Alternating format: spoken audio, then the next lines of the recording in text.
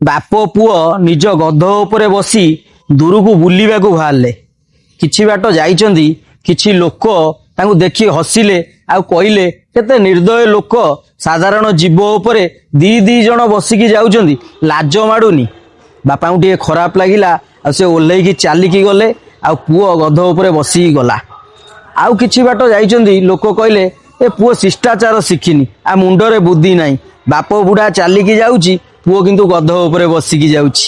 ପୁଅକୁ ଖରାପ ଲାଗିଲା, ସିଏ ଓହ୍ଲେଇ ପଇଲା। ବାପ ପୁଅ ଚାଲିକି ଗଲେ, ସାଙ୍ଗରେ ଗଧକୁ ବି ଟାଣି ଟାଣି ନେଲେ, ସିଏ ଚାଲିକି ଗଲା। ପୁଣି କିଛି ବାଟ ଯାଇଛି, ଲୋକ ହସିଲେ ଆଉ ଦେଖିକି କହିଲେ, ଗଧ ପାଖରେ ଥାଉ ଥାଉ ବାପ ପୁଅ ମୂର୍ଖ ଚାଲିକି ଯାଉଛନ୍ତି, ଗଧ ଉପରେ ଯାଉନାହାନ୍ତି। ଏଥିରୁ ଆମେ କଣ ଜାଣିଲେ? ଆମେ ଯଦି ଭଲ କରିବା ଲୋକ ହସିବେ, ଖରାପ ବି କଲେ ଲୋକ ହସିବେ।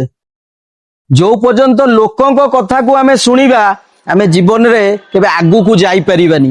ଯୋଉଟା ତମ ମନ କହୁଛି ସେଇଟା କର। ଆଜି ଜୀବନ କାଲି ନାହିଁ। ଆଜି ବଞ୍ଚିଛ, ଲୋକ ହସୁଛନ୍ତି, ମଲା ପରେ ବି ଲୋକ ହସିବେ।